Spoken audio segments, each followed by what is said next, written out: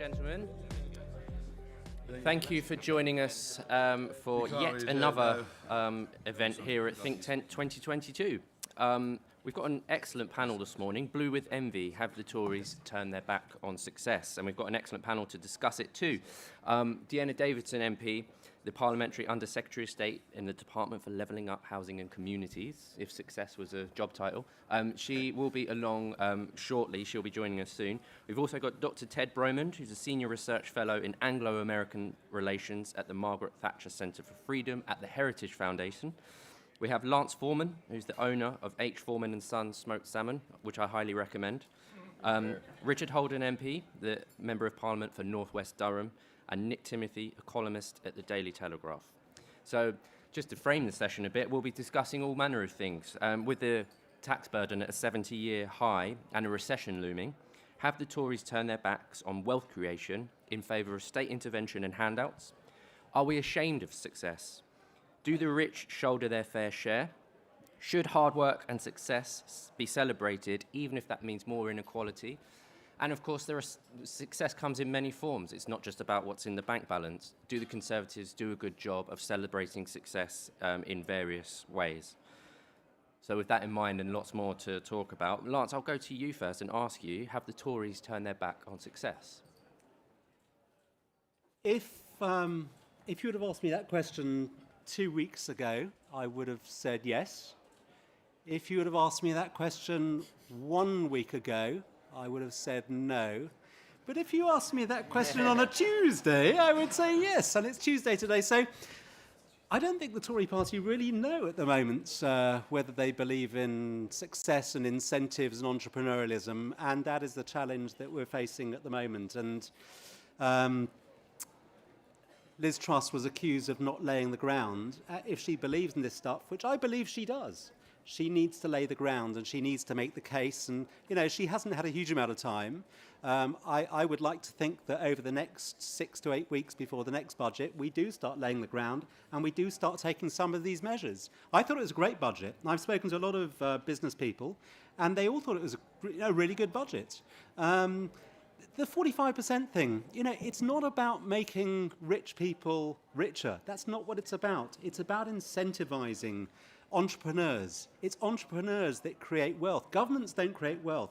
Bankers don't create wealth. These guys facilitate it. But entrepreneurs create wealth. And they need every incentive they can get because they could go to the USA and create the wealth, and there they'd only have to pay 37% of the top rate of tax. And you'd have to earn, I think it's $500,000 before you even start paying it. So I think there is, we have to start laying the ground. But what I wanted to talk about more was not so much about tax, because I'm sure we'll hear a lot about tax, but it's about deregulation. Because often people talk, and politicians often talk about deregulation in the abstract. Oh, we need to deregulate. And then you have people like James O'Brien on LBC sort of challenging people to come up with a rule that we should scrap. And of course, when people do say, oh, we should scrap this rule, it always sounds a little bit pathetic. And it's very easy to laugh at people. And of course, there isn't one sort of silver bullet that's just going to make every business person's life easier. There are just millions and millions of petty little rules. And I thought as a real business person, it might be a good idea just to add a little bit of colour and give you some examples of some of the things we have to contend with. Because they're mad. So here's an example. So in our food factory, in our fish factory, we have fridges. You'd expect that. There's fridges throughout. And of course, they're modern fridges, so they have alarms on them. So if somebody leaves the fridge door open a little bit too long, it'll send an alarm, maybe to your phone. If it's overnight, it'll send an alarm signal, so you know to close the fridge. We have audits. We have to have audits by our clients, by the authorities, and so on. And they come along and they say, well, you have these automated fridge monitors, but that's not good enough. We need you to have somebody go round every hour with a clipboard, with a thermometer, to check that these fridge monitors are operating correctly. So you have to measure the temperature. But that's not enough. That thermometer that you use has to be checked 3 or 4 times a year to make sure that the thermometer is accurate enough. And that's not good enough. You have to send that thermometer off to be independently calibrated by an independent lab once a year. And we were doing all this, And then we had another audit, and they said, well, sorry, that's not good enough, because you have these clipboards with this person going round checking that everything's correct, but we haven't seen a manager sign off to say the clipboard checking is correct. I kid you not. This is an example. I joked during the whole Brexit campaign about, having to, reprint all our packaging so that a packet of smoked salmon would say contains fish on the back. I mean, it's this is real. I mean, I'm not joking about this stuff. And this stuff is very draining.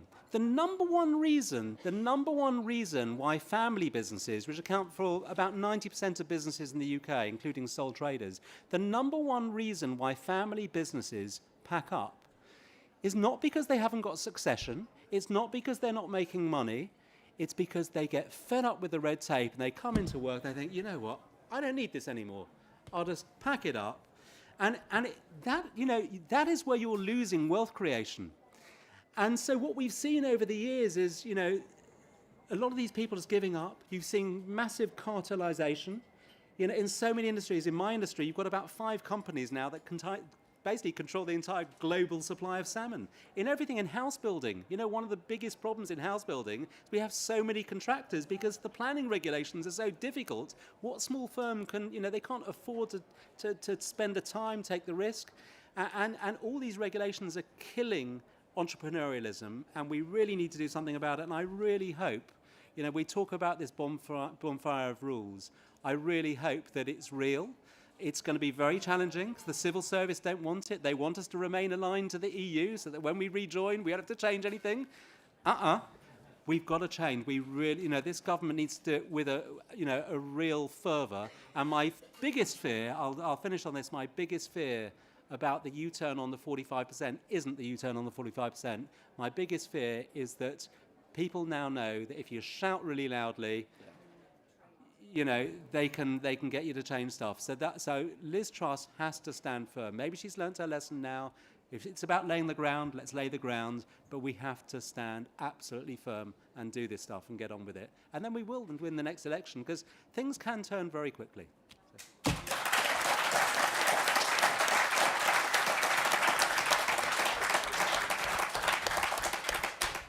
I can just feel James O'Brien scoffing at you from here. I can just feel it. I'll hand straight over to Nick Timothy. Hi. Do I need... No. Sorry. You can hear me at the back. Well, I don't think anybody would disagree with what Lance just said about some of those regulations, and this is obviously one of the opportunities of Brexit, and there is about to be a programme of reform, hopefully, in which we go through all of those regulations and work out what we need and what we don't. To me, the thing we need to discuss, I think, and which the party needs to get right at the moment, especially in light of what's happened with the budget, is we can talk about tax reform and we can talk about regulatory reform. That's really important. But the basis of any kind of success and opportunity for people is stability, and that was the problem with the budget. We've caused instability, and the foundations for freedom and prosperity are security and stability, and that's one of the most fundamental conservative insights. That was what went wrong with the budget. We spooked the markets. We're now probably going to be in a position where we have to go further in fiscal consolidation than we might otherwise have had to do in order to regain that kind of confidence.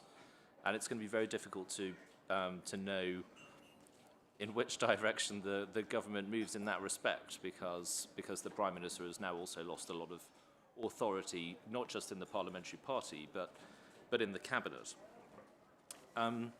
So for me, whatever you think about tax, whatever we think about working hard and doing the right thing, we're all in favour of those things.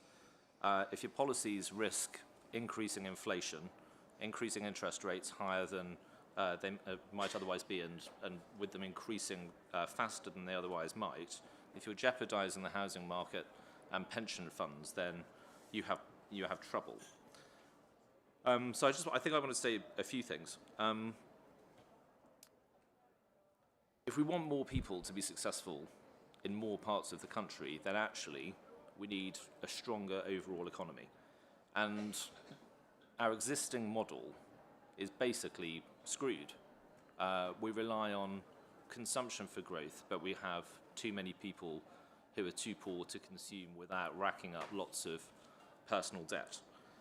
We've run down our manufacturing capacity and we don't export enough. So we have a current account deficit, which we then respond to by protecting the currency, by selling everything that isn't already nailed down, which causes problems with asset prices, but also the development of companies that we're really great at innovating and getting good ideas and starting something, and then the companies get flogged, and we don't have bigger, successful British businesses employing large numbers of people. So basically, we don't make or do or sell enough of what the world wants, and we should be trying to move the entirety of government policy, tax systems, regulation, education, everything, into changing that model so that we are exporting more. The second thing is we should obviously be pursuing growth, but we need to be doing it in a way that doesn't damage our long-term economic interests. We suffer from horrible short-termism in British government. We have Treasury rules that refuse to invest in things that release long-term savings. The economic model that I've just described, and an addiction to low-skilled, low-paid immigration, which kills incentives to invest in labour-saving technologies and automation. We invest absolutely nothing in technical education to give kids the kind of choices beyond going to university at 18. We need to spend much more on that, much more on retraining people.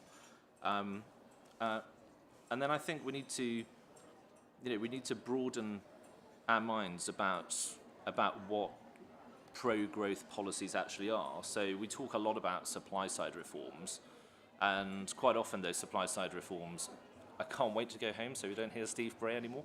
When we talk about supply-side reforms, we tend to think about things like making the labour market more flexible and deregulating in that kind of way. We actually already have a very flexible, deregulated labour market. And actually, in some ways, it would help us if it was regulated better.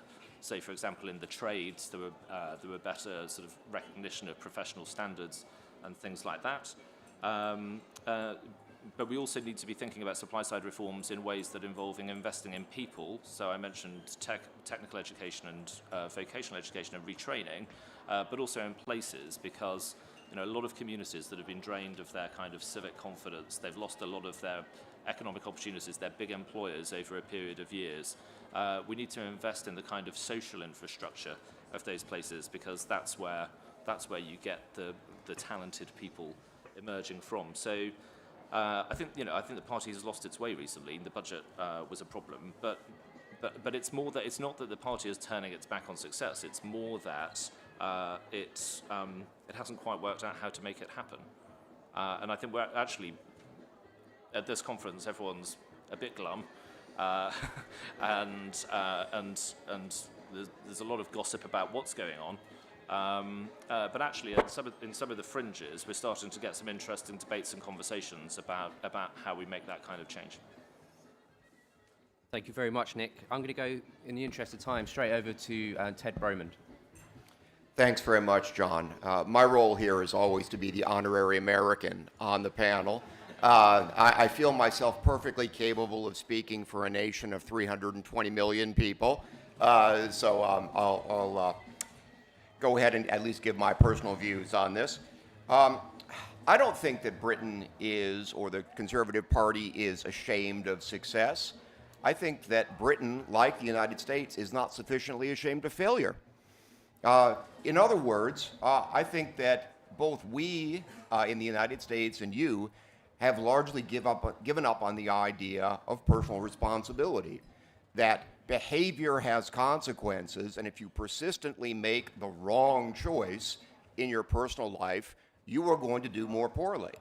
Now, it's certainly true that in the UK and in the United States, we're very much alike in this, over the last 10 or 15 years, both of us have prioritized in our economic policies at emphasizing improving demand over improving supply. The natural result of that is that both you and we give out a lot of handouts. And you can see this in so many areas of policy. Help to Buy in the United Kingdom, for example. the student loans debate in the United States, child care support here in the UK, the debate that we have recently had in the United States and are continuing to have about unproductive majors at universities, something that the UK has already been a world leader in, Harry Potter studies, that kind of thing. The mother of all giveaways, QE, which both you and we have practiced enthusiastically. All of that is intended to sort of prop up demand, make it easier for people to buy things at the expense of reforming the supply side of the market. But let's not mistake the emphasis on demand management and demand support for the underlying problem. The underlying problem is that we are not willing to say that if you don't save, if you don't invest in yourself, if you don't take education seriously, if you are not personally responsible, there is no amount of government support that is going to be able to make you successful, and there is no amount of government support that is going to prevent you from having to rely ever more increasingly on government institutions. This is a self-feeding problem, and there is no way out of it except for returning to the idea that government cannot fix the difficulties that come from a failure of personal responsibility. You see this in all sorts of areas in the United States, and you see it in the UK too. The big debate that we have in the US is your success the result of luck? The first time this really entered US political dialogue, I think, was when President Obama made the argument with the phrase, "You didn't build this." The idea that a particular bridge was built by the government and therefore all the businesses that used the bridge were not responsible for their own success. They owed it to the government and to the sort of general luck of beneficent taxpayers providing things for businesses that ended up being successful thanks to no effort on their own part. This idea has expanded, of course, in the United States. We're so good at this. We love producing these excuses into the idea that your success is determined by your gender. Your success is determined by your race, or indeed your failure is determined by your gender or your race. Now, we all know that everyone is born into a particular set of circumstances, and I'm not denying that some people start off in life better advantaged than others. But the idea that people are incapable of improving themselves, the idea that education, especially if well chosen, does not pay off, the idea that having two good parents who take an interest in their children is irrelevant to future success, the idea that the culture you work in, believe in, the idea that religion is irrelevant to all of this, and that your outcomes in life are solely determined by your gender or your color or any other factor is the most poisonous thing possible, because it ends up saying that you are powerless to make any difference in your own life, and the only alternative is government demand management, subsidies to fix your problems. This is not true.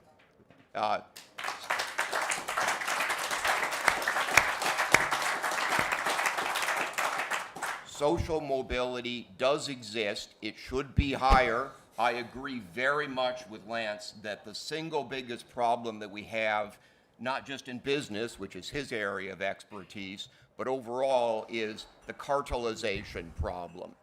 You can see this in business. You can see this in education.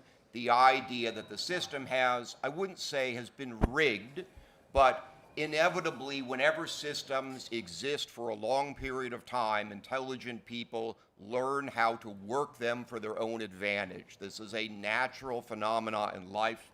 Conservatives should be doing everything we can to try to break down these cartilization things. I always say, I am not a supporter of big business. I like big business. I have no problem with it. I'm a supporter of free enterprise. No one dislikes free enterprise more than really big business, because free enterprise means that big business might sometime be small business, or indeed no business at all. That's not what they want. They want a system that works for them. That's very natural, that's very human, it's very normal. I'm not blaming them for it, but we shouldn't go out of our way to assist them. So my message to the United States and to the United Kingdom, because in this, as in so much else, we are rather similar, is personal responsibility first, government services that are genuinely necessary and are not aimed solely at remedying the bad decisions that people have made or stimulating consumption beyond the point where it is sort of useful to the economy and to the individual, and a rejection above all of this poisonous idea that people are not capable of improving themselves, an idea that should be absolutely anathema to every thinking liberal who began in the 19th century in the United Kingdom with the idea that it was possible to improve yourself, that the Society for the Diffusion of Useful Knowledge was a good thing, that public libraries served a valuable purpose. The UK was a world leader. It was the world leader in all of these great ideas. And it is such a tragedy that the British left and the British right and a lot of people in the United States have given up on these great ideas that originated in the United Kingdom and which you should be so proud to be the home of. Thanks very much.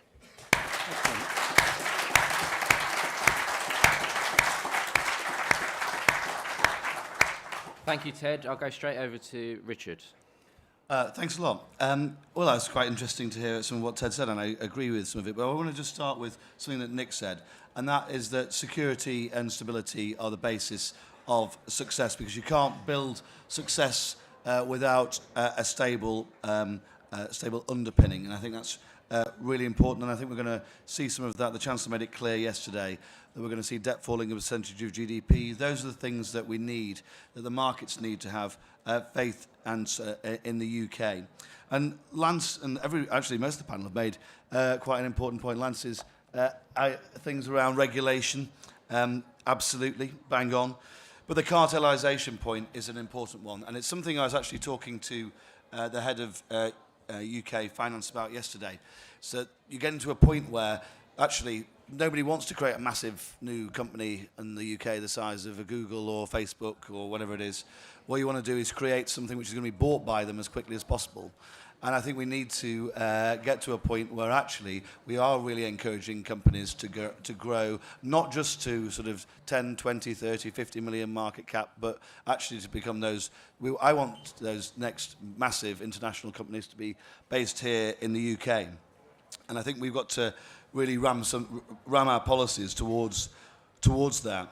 I think we've made some steps in that positive direction, but we need to do more. But I want to touch on something a bit broader, which is probably, as a constituency MP with a marginal seat, a bit more down to earth rather than some of the sort of higher level stuff we've been talking about, and that's around productivity, which I think is the underlying issue we've been facing over a long period of time. Because basically what you end up with without productivity increases is a constant fighting over division of the cake. You end up with a fight between capital, and local business owners and Labour, basically, because you're not growing it, you're just going to fight about what's there. And I think the government's concentration on wanting to grow the economy is incredibly welcome. And I think it comes alongside something else, and I think the Conservative Party needs to be at the remember the term a property-owning democracy for every generation, including the current one. And that doesn't just mean owning a house. It also means owning a stake in society. And that's the sort of success I want to see pushed and encouraged at every turn. And that's long-term and it's short-term. It's pensions. It's those things that people we should be encouraging as much as possible people to be investing for themselves and their families, and it does mean personal responsibility, and it does mean supply side reform. We cannot just prop up demand as we have done over the last few years. Some of that's going to be tough. Investment zones do mean laxer planning. in those areas. It does mean being able to turbocharge stuff. It does mean that Ben Houchin doesn't have to sit through a planning committee. He can actually go and deliver jobs and economic growth in one of the largest brownfield sites in Western Europe, up in Teesside, and really start to drive jobs in that area.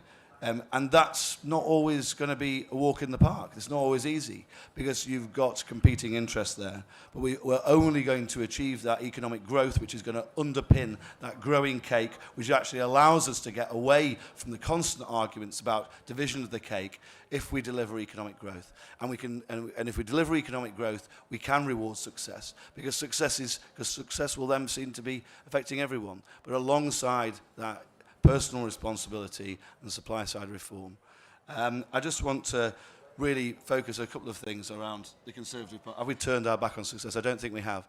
Some of the biggest changes we've seen over the last few years is actually making work pay for people at the bottom end. One of the biggest changes we saw around universal credit was meant that work would always pay for people, and we saw the taper rate reduced earlier this year. I want to go further on that. I want to see us tackle some of the pinch points in the system, which see people paying marginal rates of tax, in excess of 70% in some cases. That's absolutely crazy. That's what penalises success. But people respond to incentives. And if you're saying to my constituents, you're going to pay a 70% marginal rate of tax if you're on low income, or if you've got 2 kids and you just tip over that 50,000, 3 kids and you tip over that 50,000 threshold, or you're a GP and you're currently working 3 days a week, and you think, what's the point in working 4 days a week because I'm paying a 62% marginal rate of tax?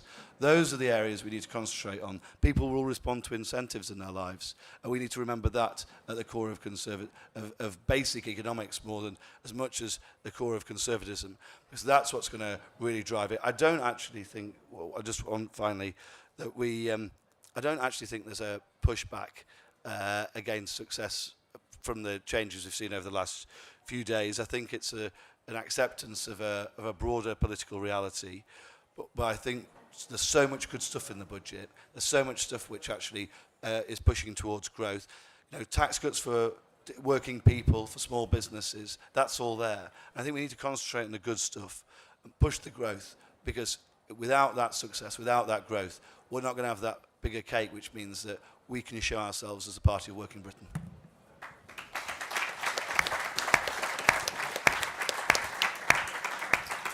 Thank you, and last but certainly not least, Deanna Davidson MP.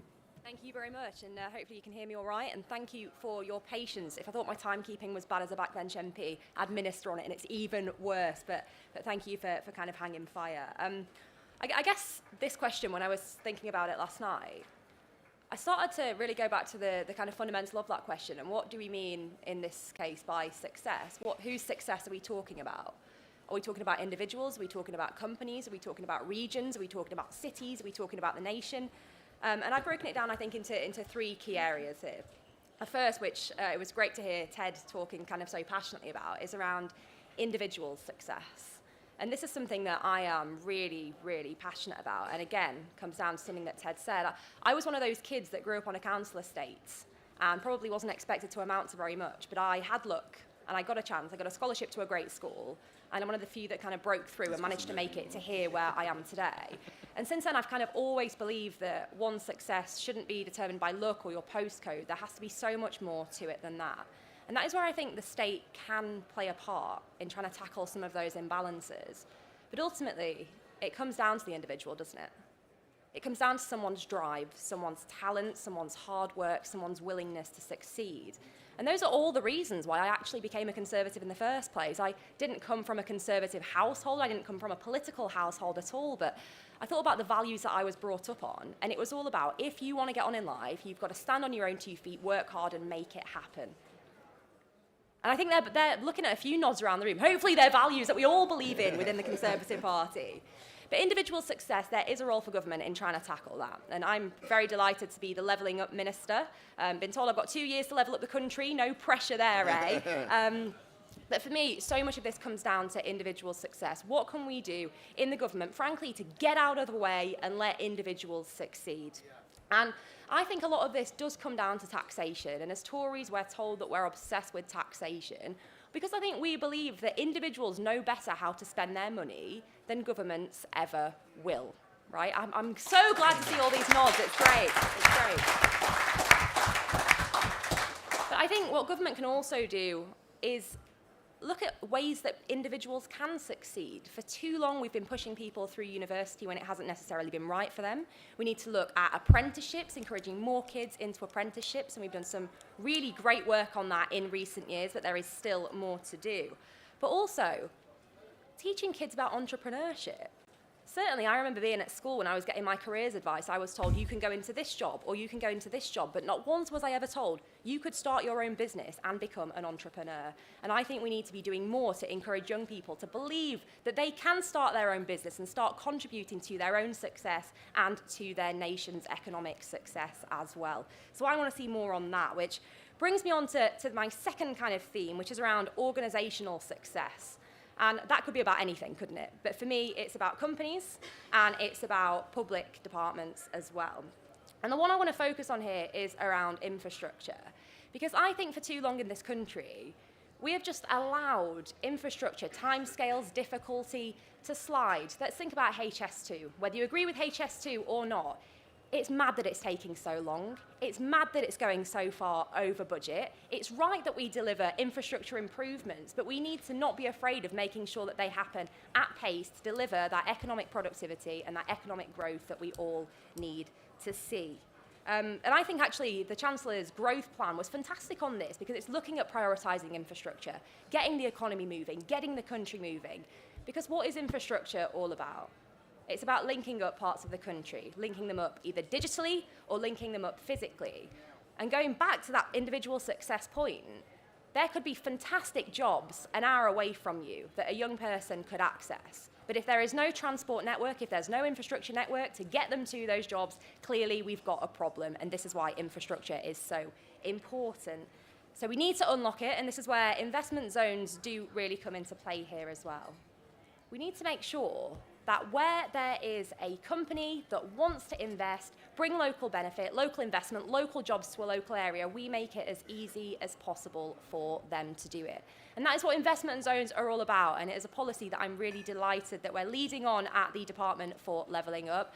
And I'm really, really pleased to see so many different parts of the country really interested in taking on one of these zones because they're going to bring tax breaks, they're going to bring planning simplification, and we are going to turbocharge some of these investments to get them going, get these local economies going, and get the national economy going as well. Which leads me on to my third point, the nation's success.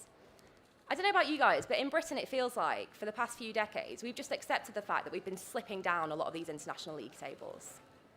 Been slipping down league tables on kind of educational outcomes. We've been slipping down league tables on health outcomes. We've been slipping down league tables in some ways on GDP growth. And I say enough is enough, right? We are a fantastic country. We have got a lot to give, and it is about time that we focused on our nation's success, making sure that we can stand up on the world stage, proud to be British, proud of the success that our country has had, and knowing that the country has a brighter future.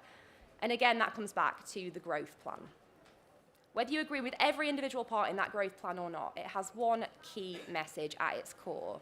And that is, if we want our country to succeed, if we want our organisations to succeed, if we want our individuals to succeed, we need to get our economy growing. We cannot allow our economy to stagnate anymore. We need to get it growing. That means cutting taxes on individuals, cutting taxes on business, making developments easier, and getting all of the wheels of that economy turning. And I don't know about you guys, I don't think the Conservative Party's turned its back on success one jot. But I think now is the time to really turbocharge our efforts to get things moving and make sure that individuals, organisations, and of course our fantastic country can succeed.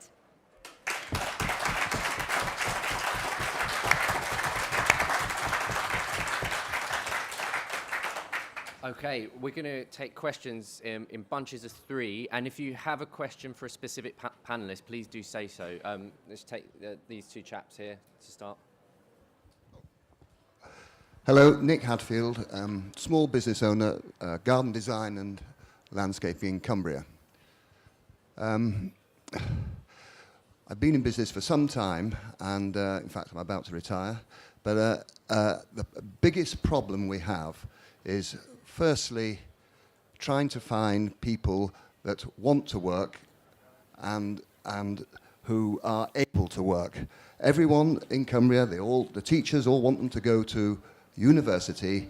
There are no technical colleges, and so the first thing we have to do is show somebody which end of a spade to pick up.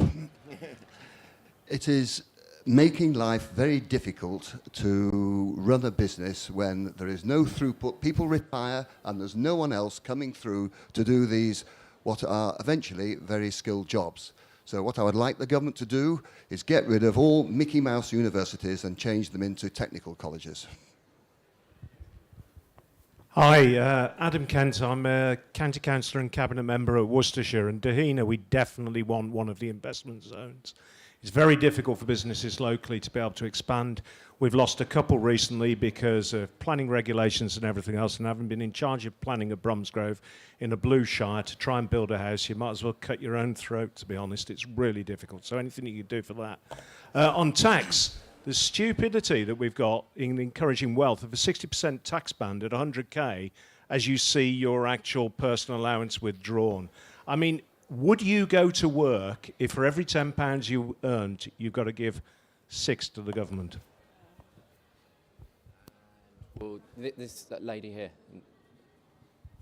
So I'm Eleanor, I'm a councillor in Merton. I wanted to just build on this chap's point about business, because the number one thing that we hear from business is not corporation tax, but we hear about people being the challenge. Now, being based in London, the cost of living crisis is in particularly challenging because of the housing problem that we have and the fact that rents are so high, the fact that the cost of purchasing a house is so high.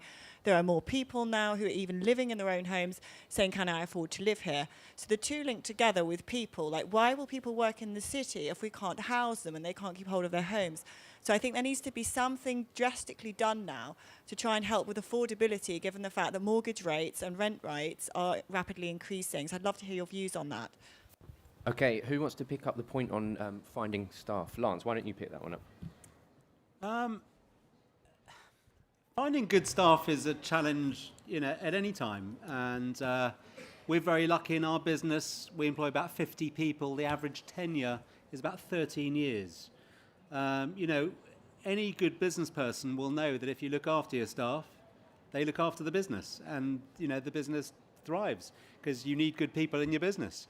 So I think, I don't think the challenge is any harder now than it's ever been. I do think education is a problem. I think so much of the time at school and at college you're taught, you've got to get this amazing skill because it'll help you get a better job, and then that job's just not available, and you don't want to do any other job because you're trained to do that job. And not enough information is given to new potential people entering the workplace about the work ethic and about how important it is to turn up on time, to be reliable, to have a smile on your face, to be obliging.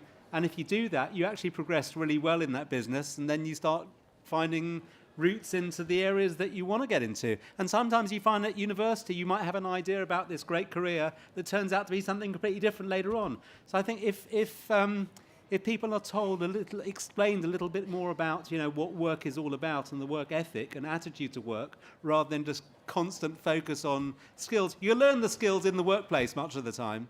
I think that would be really helpful. Nick, Mickey Mouse degrees, is that a fair charge, or is it a bit of a lazy term, or are we onto something with that? No, I think it's a really fundamental point, and I thought the three questions were very interesting and actually carried a theme that I really agree with, which is, when we're talking about reforming the economy, when we're talking about supply-side reforms, the most important thing we can do is make sure that we have the people with the skills that are needed right across the breadth of the economy, and in the places that they live. There's the infrastructure there to allow them to afford their own home, to get about, to be able to get to work, pick up the kids, and all of that kind of thing. And we're not very good at that as a country.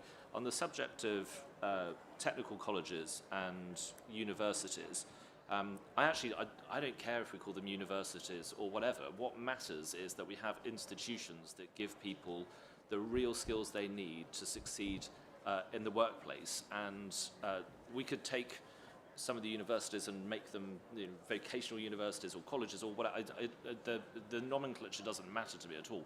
But what matters is the outcome. And there was a study a couple of years ago which compared how many young people were coming out of universities with degrees compared to the number of young people coming out of colleges with post-school, i.e. post-16, post-18 qualifications. There were 745,000 graduates, and there were 4,900 people coming out of college with qualifications. That is ridiculous. We completely underinvest in that kind of education, and we're completely alone in Europe in doing so. So I think we have to completely turn around the way we fund the options for people after the age of 18 and make sure there are proper choices right across the spectrum, not just people to go to do arts and humanities subjects at universities. I'm guilty of studying one of those myself. But so that people can also get skills that are going to apply straight away and let them add value in the economy. Deanna, part of one of the questions was on investment zones. Is that something that you can pick up and expand on? I've been told to say that as a minister involved in the decision making, I can't discuss any individual bids on particular areas. But no, I mean, thank you for kind of getting involved and for wanting to kind of put in a bid for you said Worcestershire, didn't you, Adam? Brilliant. Yeah, I mean, we have opened the expressions of interest process now. We're hoping to get tons of areas involved in this, expressing their kind of support and their interest. And then we're going to be going through those bids and picking out the areas where we think these are going to be the most successful.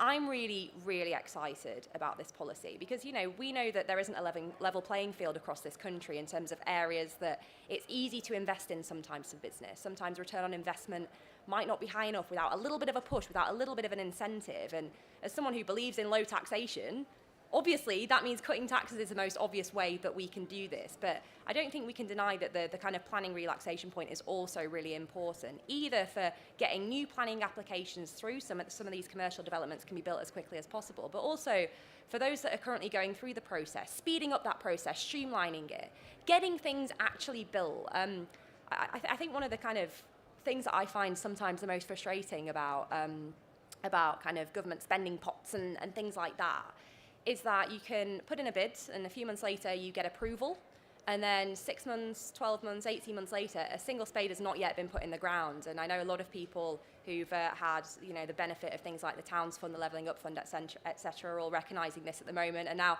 I'm the minister responsible for these funds, so no pressure in trying to sort of address this. It's a huge challenge, but it's about speeding up investment, speeding up infrastructure work, speeding up public realm works. I'm really excited about it, as you can tell by the fact I'm talking at 100 miles an hour about all of this stuff. Thank you. Rick, marginal rates was mentioned, you know, particularly that pinch point around 100, but you also mentioned several others in your opening remarks. Yeah, no, I think marginal rates of tax are where the government should be over the next few years when it does have any spare manoeuvrability. That's where I'd be targeting my changes, and I think it's mental that we're charging people some of these marginal rates of tax. I mean, and you also for doctors as well. I spoke to some of my GPs the other day. I mean, they're paying marginal rates of tax, you know, potentially around 80% on, which is when they're in their 50s. We've paid hundreds of thousands of pounds to train these people, right? You know, it's taken a decade to train, and then we basically stop them working through the tax system. I mean, it's absolutely crazy. So we've got to definitely sort some of those issues out there. And I don't think they're actually going to be colossally expensive to make some of those tweaks in the system either. But it really does put people off. And actually, one of the big reforms we did was universal credit, and that has had a massive impact on people getting into work, particularly at the bottom end, because you can earn a few £100 a month and not see any benefits withdrawal. We just need to get those people rather than. Because there was this massive issue around the old benefit system where if you work more than 16 hours a week, you lost basically everything. You face marginal tax rates of over 100%. So we've got to be in a system where wherever you are in the income spectrum, it pays to work. And that's, I think it's just got to be on wherever you are. And I think whether you're somebody who's just started out, somebody with kids, you know, or somebody, you know, who's a professional and wanting to do more. I just wanted to pick up Nick and Adam, who were sat next to each other. It was quite interesting to me because I was a special advisor in the Department of Education, and I remember going to Kendal College, and and the chap at Kendal College was complaining about the University of Worcestershire. He was saying that they do really good level 4 and 5 courses at Kendal College, which is basically like the old HNDs, HNCs. And what they were doing is the University of Worcestershire had come along and stolen all of their kids age 16, 17, 18. And rather than doing good courses tied to local employers in Cumbria, they were all being shipped off to Worcestershire to do 3-year degrees in Mickey Mouse subjects, and then coming back to Kendal with no earnings increase potential at all, and having to re-enroll on level 4 and level 5 qualifications after having accumulated debt they'd never repay and was on the back of the taxpayer, and also having spent 3 years out of the labour market, not doing very much at all. So I think there's, and I'm not trying to pull up the University of, I'm not putting up the University of Worcestershire individually on this at all, because I think actually it's an issue across the system. We've been trying to channel people into areas where there's no potential for them to make higher earnings. There's no industry linking. And one of the nicest things for me about being an MP in the northeast is, well, I've got a fantastic further education college. All of its courses are tied into local employers. They do fantastic work. I represent Concert, which had 40% unemployment in the 1980s. Out of necessity, that college went out and basically worked with local employers to get it to actually find jobs and get people into work. Now I've got unemployment lower than the national average, which is fantastic. I want all of our colleges to be doing that, leading people directly into work. I think we've got to look at degree apprenticeships, including into teaching in early years, something which the government always shies away from. It's 360 points is a degree.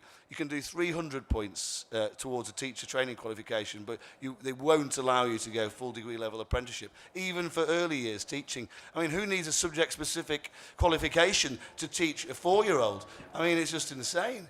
We've got to look at, these are proper, sensible supply-side reforms the government can make, and we can kick through without actually great difficulty. And if you want to give confidence to the international markets who are doing supply-side reform, yes, Deanna's absolutely right. You know, investment zones is one of them. We've got to look at issues in the labour market as well, where we're literally burdening the taxpayer with 10 billion quid a year of student debt which will never be repaid. Only half of it's going to be repaid from people doing courses which don't benefit them and take out the labour market for 3 years. It just seems insane to me. Anyway. All right.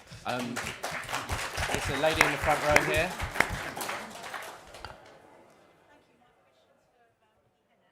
I'm Linda, leader of Cornwall Council. We want one of the investment zones. Our investment zones are going to take in spaceport, geothermal and lithium.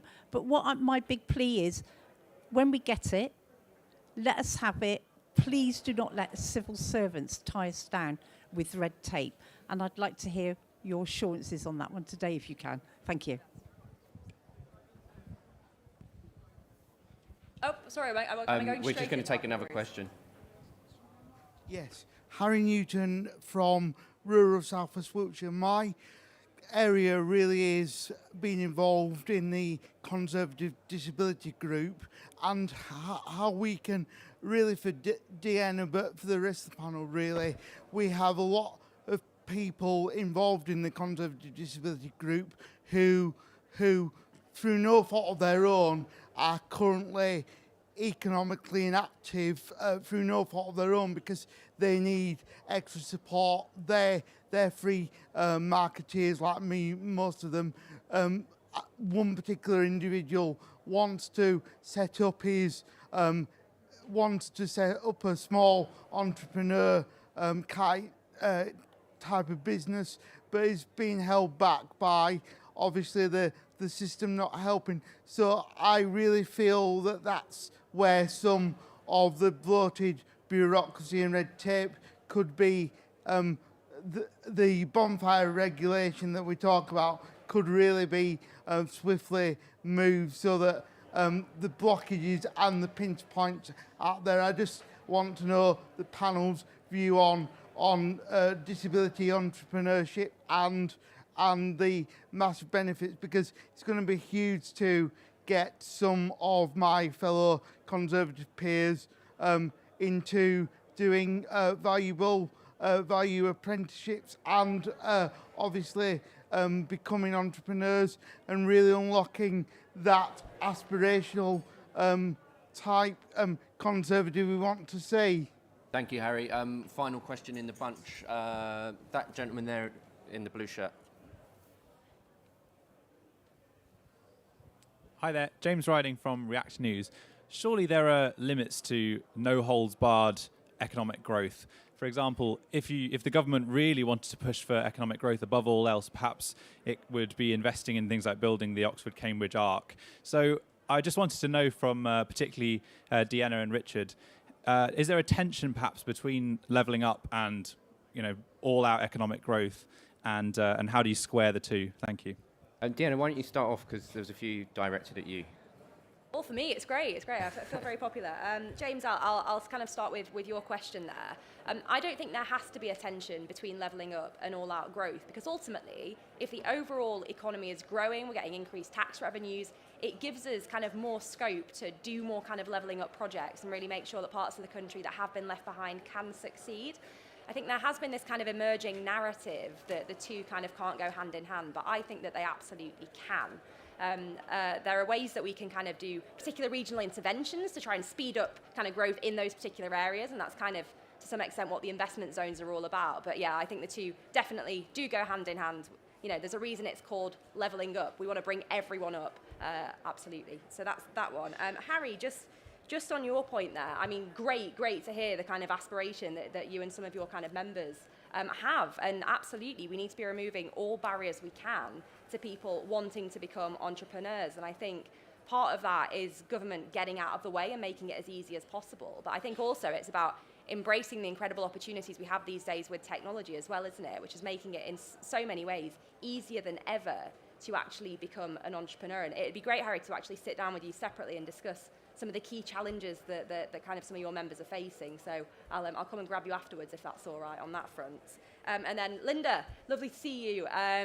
Again, I cannot discuss individual bids on blah, blah, blah, blah, but we want to see investments rolled out all over the country. And the spaceport in Cornwall is incredible. I was a member of the Science and Technology Committee, and we were doing some work around spaceports, and it was just fascinating hearing all about it, speaking to the CEO.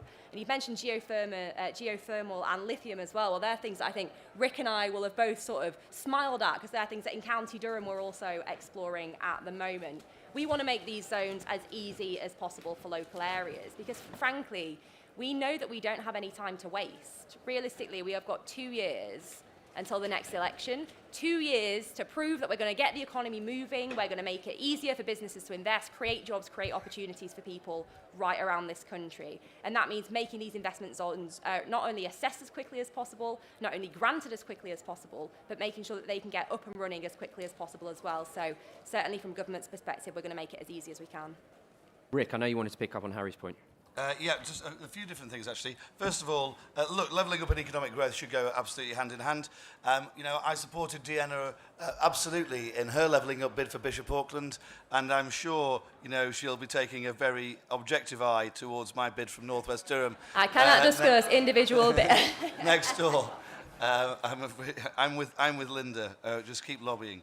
I think I was just wanting to pick up on Harry's point, actually. As well. I think my dad was out of work for a few years and ended up essentially with a disability, and I think we got to ensure that we're enabling rather than patronising disabled people a lot of the time, and many of whom want to be in work, and it's huge. The health, not just the physical health, but also the mental health benefits of being in employment are absolutely massive. And I know we've seen quite a number of people leave the labour market over the last couple of years, particularly during the pandemic.